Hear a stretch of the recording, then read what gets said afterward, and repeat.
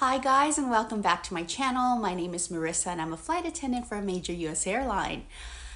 Ooh, I was so tired last night. Last night I finished a 3-day trip, flew home, got home into my house just before 9 p.m. and I had woke up at 2:30 a.m. to get ready for the last day of that trip.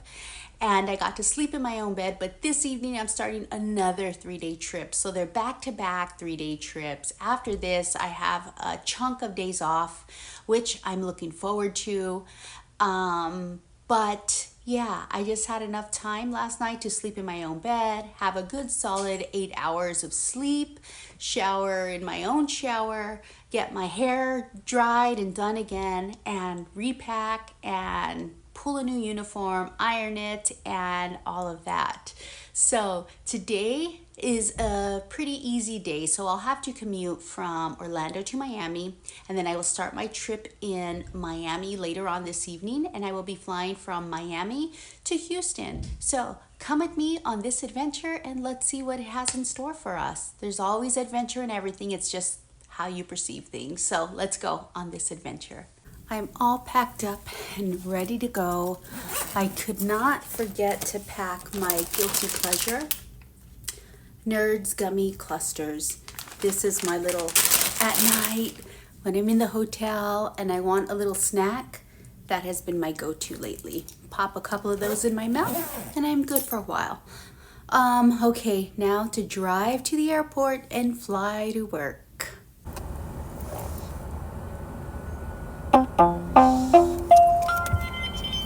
I'm in parking A8, which is kind of a primo spot, pretty close to shelter number A.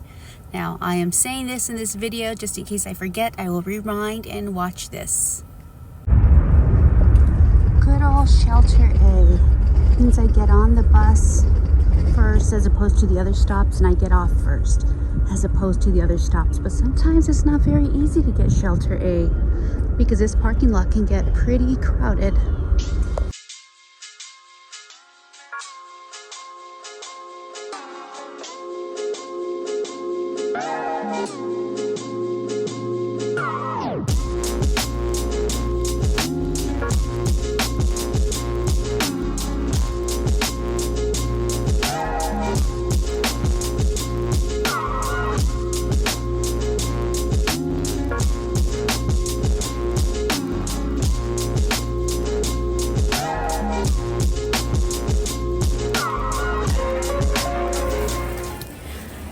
Commuted.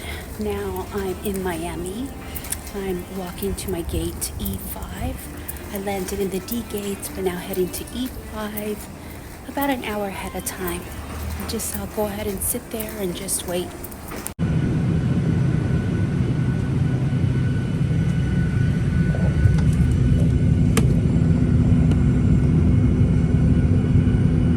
My pre-flight checks are done. Now I just have 11 minutes as I wait for the passengers to come on the plane. So I'm just going to have a little bit of quiet time and see if the captain wants to do a briefing with us.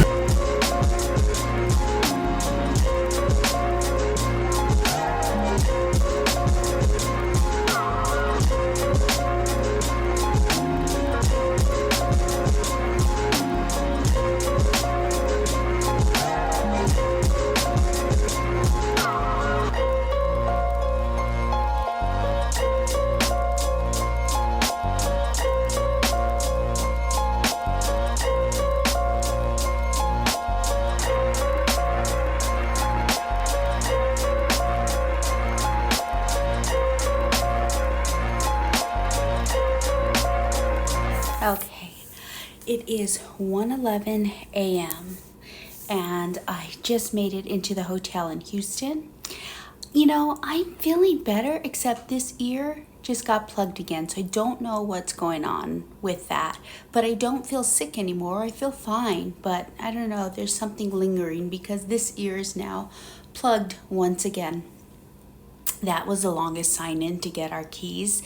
The other flight attendants are just having a lot of fun, chitty-chatting, and yeah, it was just the longest sign in ever. But I'm finally up here in my room, which I'm happy about.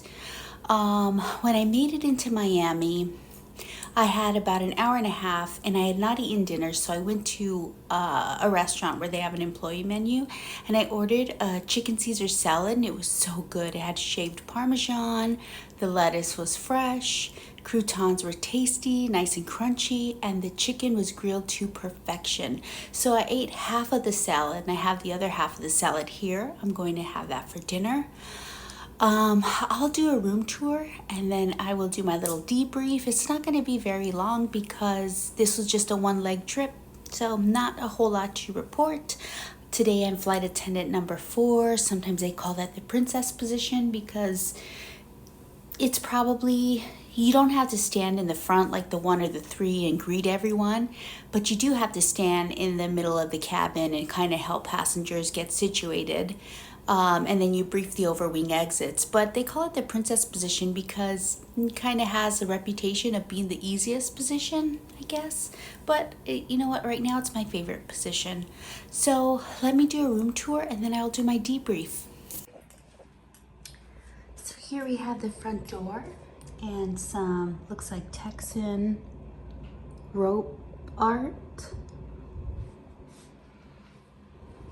I think this big, let's see, it's dark there. There we go. Turn the light on. Closet, ironing board, safe, luggage rack. Not a safe luggage rack, a safe and a luggage rack.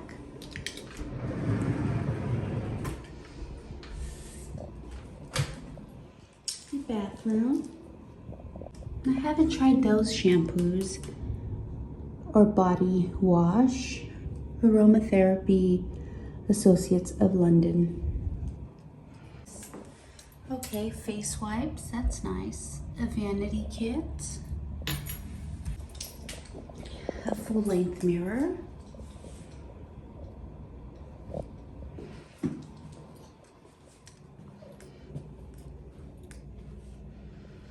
A bedside lamps with a little blue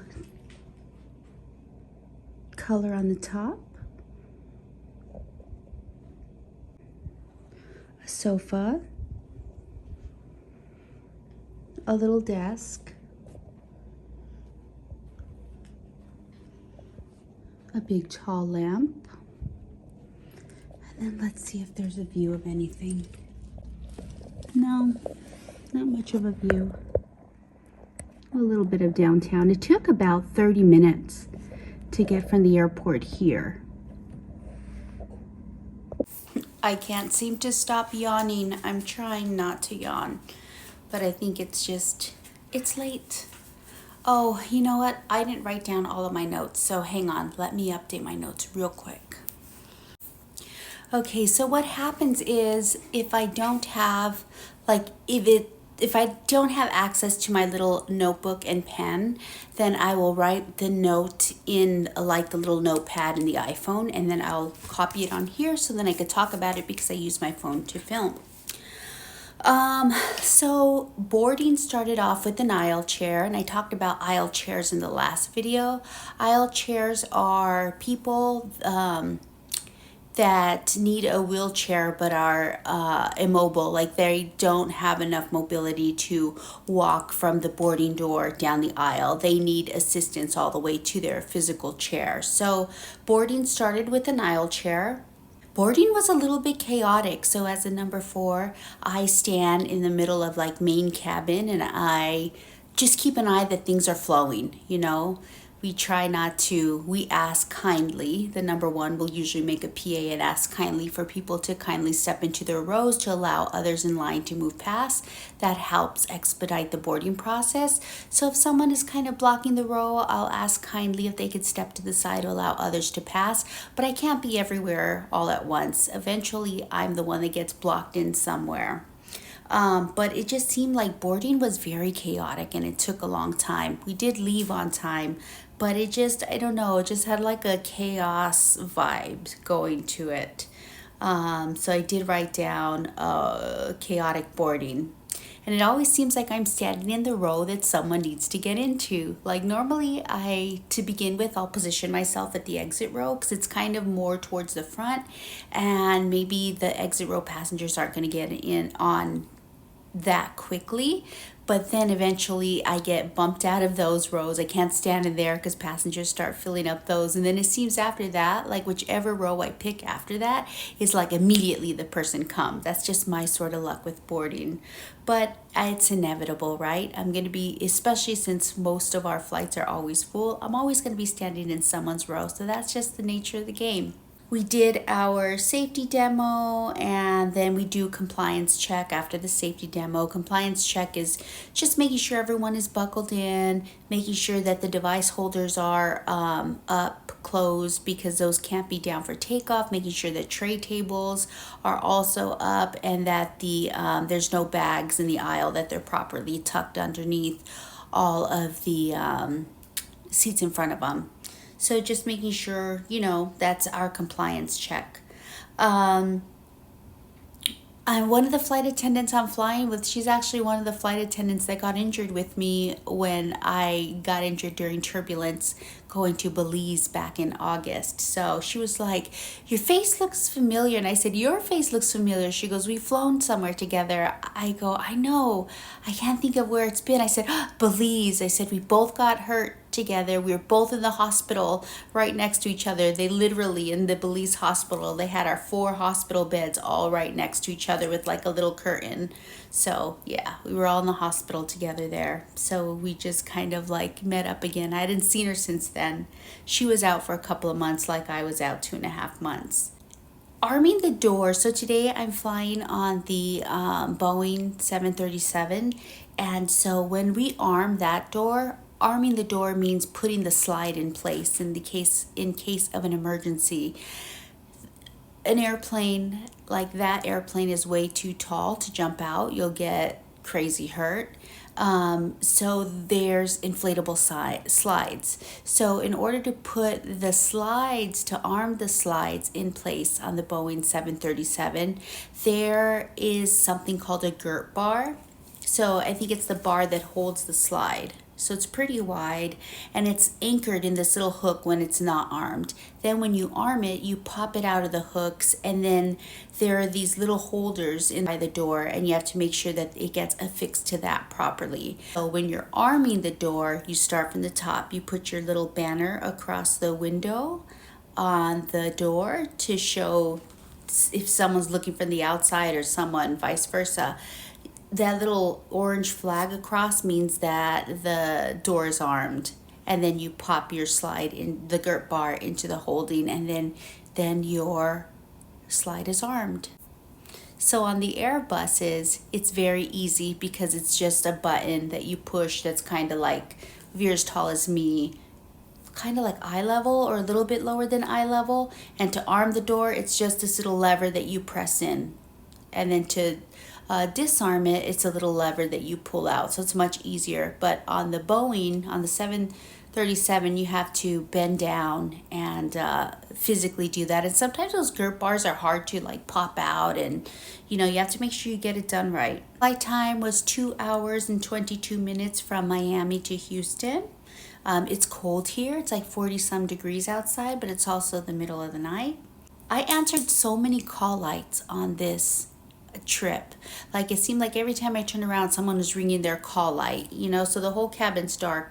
And so when it's dark on that airplane, the little call light lights up blue. So I kept answering call lights. So there I go, and most of the passengers that rang the call light, they just wanted some water. So after the second time, I went with the water in hand, and most of the time that's what they wanted. So I went with a cup of water in hand, and they were just asking for water. Simple enough, right? But it was just a lot of call lights going off.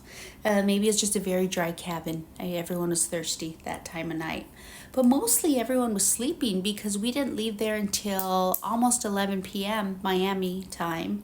And so most passengers were sleeping. When we landed in Houston, it was a pretty hard landing. Came in, it wasn't smooth. Sometimes you feel the airplane just gliding, and it's like, I think of the tires being balloons, and we just kind of like glide like lightly, like just graciously on the balloon tires land, and it's just so smooth and wonderful. But this one was pretty hard.